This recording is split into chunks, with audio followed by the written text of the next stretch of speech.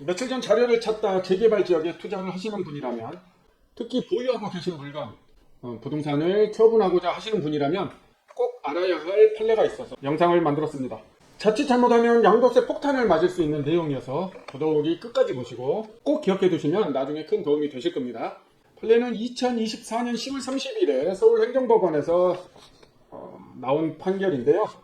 해당 판결문은 링크로 공유해 드릴 텐데요. 그런데 이 판결문은 구체적인 시기와 금액이 보호고 처리가 되어 있어서 시기와 금액은 임의로 만들어서 사례를 보도록 하겠습니다. 그럼 조합원은 양도세를 어떻게 계산하고 신고 납부를 했는지 보시겠습니다. 그러기 전에 이 판례를 보시는 목적은 양도세 계산할 때 주의할 점을 보시는 거기 때문에 정확한 소득세 산정이 목적이 아니기 때문에 이때 조합원은 1세대 1주택이고 취득 시부터 처분 때까지 모두 실거주를 했고 실제로는 있었겠지만 필요 경비 등 기타 비용들은 모두 무시를 하고 계산을 하겠습니다.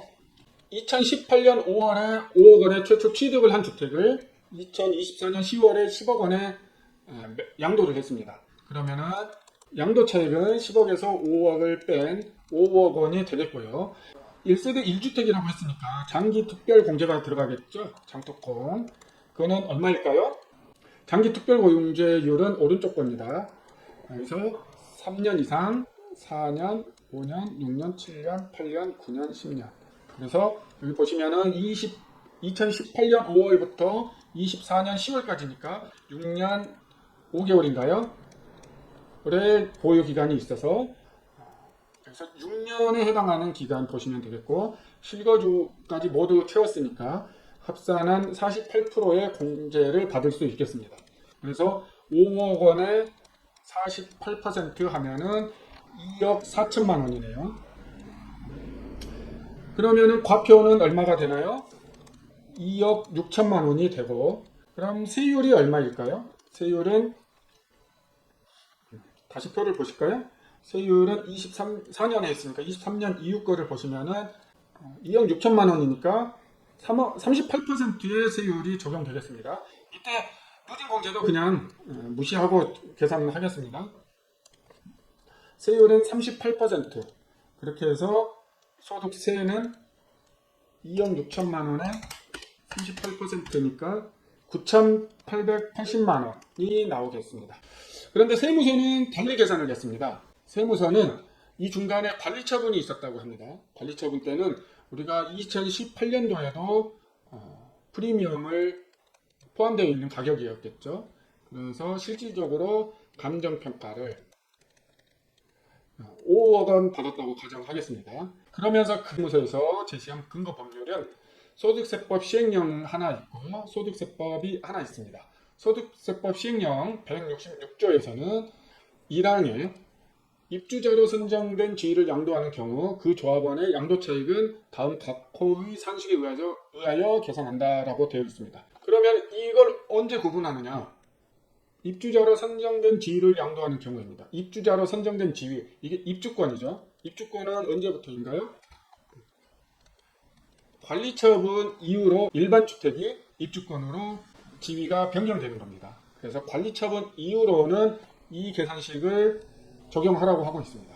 이 계산식은 뒤에서 바로 풀어드리겠습니다. 그리고 소득세법에서 95조 2항에서 장기보유 특별공제를 정의하고 있으면서요.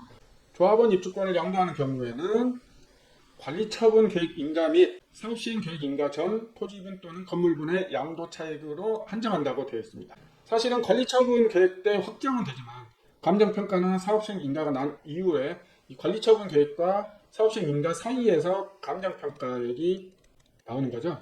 토지분 또는 건물분의 가격이라 하면은 감정평가를 말하는 겁니다. 장기보유 특별공제를 적용할 때는 관리처분 계획 인가 때까지로 기간을 제한한다는 내용입니다. 좀 다시 풀어볼까요? 조합원 입주권의 양도소득세는 관리처분 계획 인가 후 양도차익과 관리처분 계획 인가 전 양도차익을 두 개를 나눠서 더해주라고 했습니다.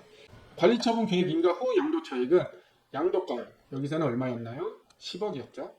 평가액 및 납부 청산금, 납부청산금은 아직 없는 걸로 하겠습니다. 그러면 평가액이 감평가를 5억으로 산정했습니다. 필요경비는 없는 걸로 했고, 그러면은 관리처분 계획인가 후 양도차익은 5억이 되는 겁니다.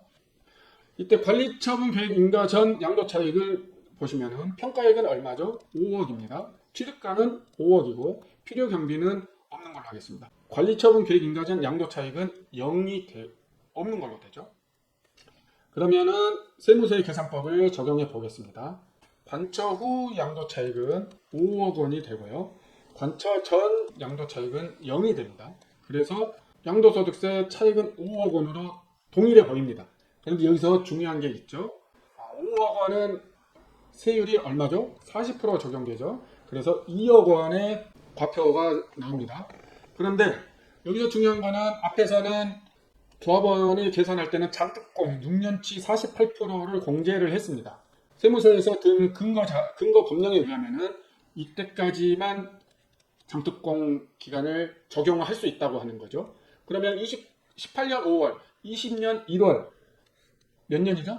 1년 8개월의 기간만 장특공 공제가 해당되는데 2년 미만은 없게 되죠. 여기서 다시 보실까요? 장특공을 받으려면 거주기간도 2년 이상을 채워야 하는데 여기서는 1년 8개월밖에 안 됐기 때문에 장특공 적용이 안 됩니다. 그래서 공제를 받을 수 없게 됩니다. 장특공은